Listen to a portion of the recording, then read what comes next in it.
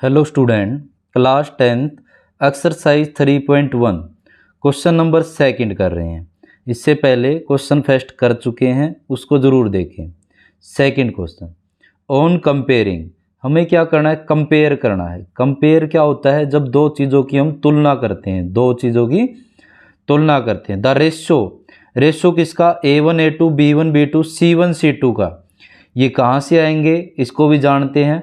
Find out, क्या ज्ञात होता है? वेदर द लाइन रिप्रेजेंटिंग, कुछ लाइन दे रखी है, क्या रिप्रेजेंट द फॉलोइंग। नीचे कुछ पेयर ऑफ लीनियर इक्वेशन, नीचे जो है कुछ पेयर ऑफ लीनियर इक्वेशन, जैसे फर्स्ट पार्ट में दो पेयर हैं और फिर सेकंड में है, ऐसे ही थर्ड में पेयर जोड़ा होता है। लीनियर इक्वेशन का क्या है? जोड़ा है।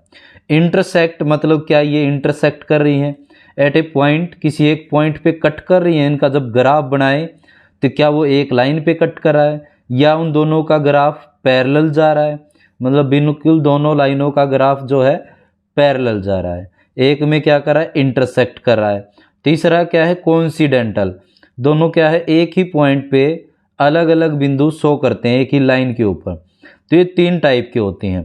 इसके लिए क्या होता है? एक टेबल हमारे पास 3.1, उसको पहले ज़रूर देखें, उसी पे बेस ये क्वेश्चन है और थोड़ा उस टेबल को लर्न भी करना। तो फर्स्ट पार्ट है, तो फर्स्ट पार्ट हम सोल्व कर रहे हैं। सॉल्यूशन फर्स्ट पार्ट का, comparing these equation with, in equation को कंपेयर करना है। a1x plus b1y plus c1 equal 0 and a2x plus b2y plus c2 equal 0।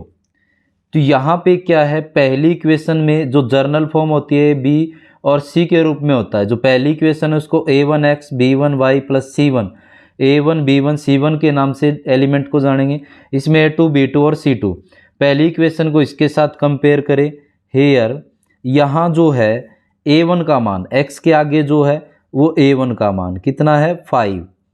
b1 का मान y के आगे जो है माइनस का 4, प्लस का है तो लिखने की जरूरत नहीं, लेकिन ये माइनस का है तो माइनस का 4। उसके बाद c1 का मान जो 0 से इस तरफ जो अकेली टर्म है वो क्या है? c1 8 है। उसी के बाद a2 का मान, जो दूसरी इक्वेशन है इसके साथ पहले पार्ट को कर रहे हैं, तो x के साथ जो है b2 7 है, a2 और b2 हमारे पास y के आगे जो है वो 6 है। c2 जो है वो सिंपल संख्या -9 है। तो उसके बाद वी ऑब्जर्व, हमें क्या करना है? ऑब्जर्व करना है। क्या ऑब्जर्व करना है? जैसे यहाँ पे दे रखा था क्वेश्चन की हेडिंग में a1 a2 b1 b2 c1 c2 का रेशो कंपेयर करना है कि a1 a2 हमारे पास है a1 5 है और a2 7 है, 5 और 7। b1 b2 है, ये -4 है और ये 6 है। उसके बाद c1 c2 ये 8 है और ये है -9। क्या a1 a2 b1 b2 और c1 c2 तीनों आपस में बराबर हैं? तो क्या हम कह सकते हैं a1 a2 b1 b2 c1 c2, a1 a2 जो है और b1 b2 जो है और c1 c2 तीनों आपस में बराबर नहीं है। देखो 5/7, ये 4/6, ये 8/9 है, ये तीनों बराबर नहीं है।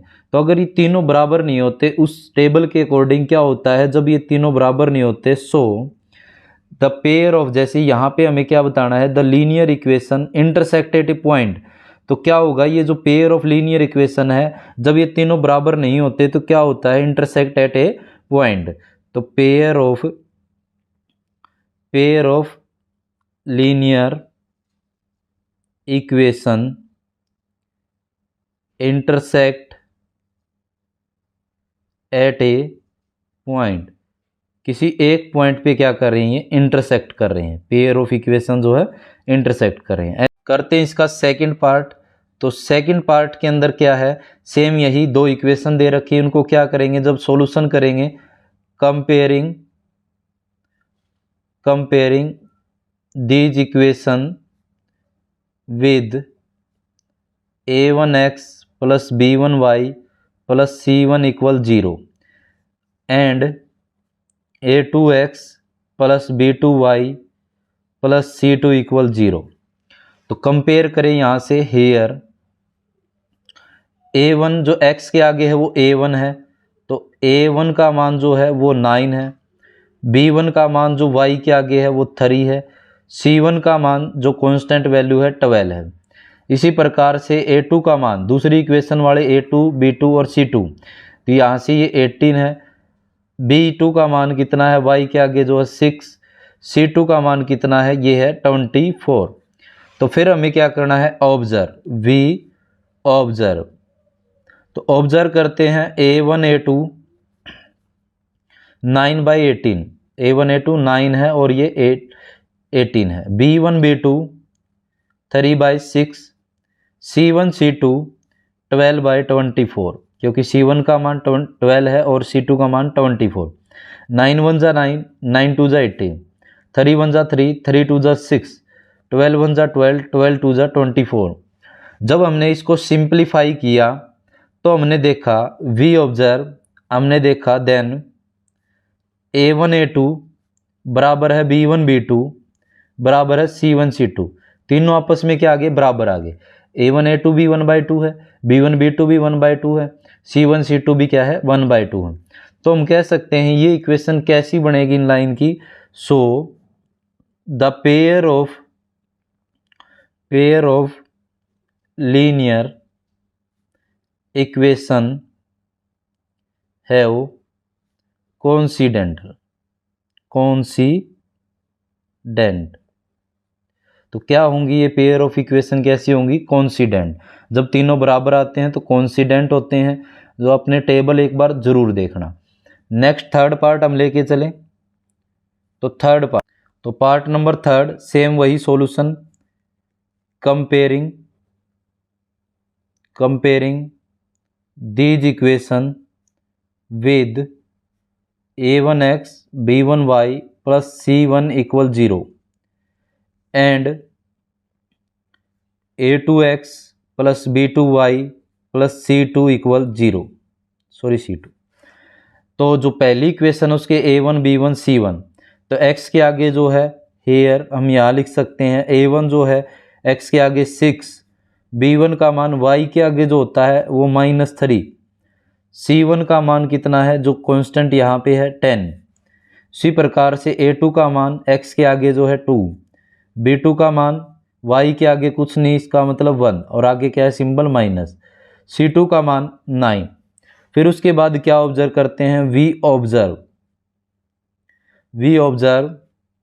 A1 A2 6/2, 6 A1 है और A2 ये है, तो B1 B2 -3 और -1, C1 C2 ये 10 है और ये है 9। तो यहाँ से कोई कैंसिल हो रहा है तो कैंसिल कर दो, 2 1 जा 2, 2 3 जा 6, माइनस से माइनस कैंसिल, 9 और 10 किसी टेबल से कैंसिल नहीं होंगे, सेम टेबल पे देखो नहीं आएंगे, वैसे तो ये किसी ना किसी से तो आते ही हैं। तो देखो यहाँ से हमने क्या देखा, देन ये वाला A1 A2 3/1 है, सेम ये भी क्या है 3/1 है, लेकिन ये इक्वल नहीं है। तो A1 A2 equal B1 B2 not equal to C1 C2, पहले दो बराबर हैं, तीसरा बराबर नहीं होता। तो इस टाइप की इक्वेशन का क्या सॉल्यूशन होता है, so the pair of linear equation have equation are parallel line. कैसी लाइन बनेगी ये पैरेलल लाइन, जब शुरू वाली दो बराबर होती हैं लास्ट वाली बराबर नहीं होती तो वो पैरेलल होती हैं, तीनों बराबर नहीं होती इंटरसेक्टिंग होती है, जब तीनों बराबर होती हैं कोइंसिडेंटल लाइंस होती हैं। लीनियर इक्वेशन है कोइंसिडेंटल लाइंस। तो इस टाइप से हमारे पास ये था क्वेश्चन नंबर 2। इसी टाइप की वीडियो देखने के लिए मेरे चैनल को सब्सक्राइब जरूर करें। धन्यवाद।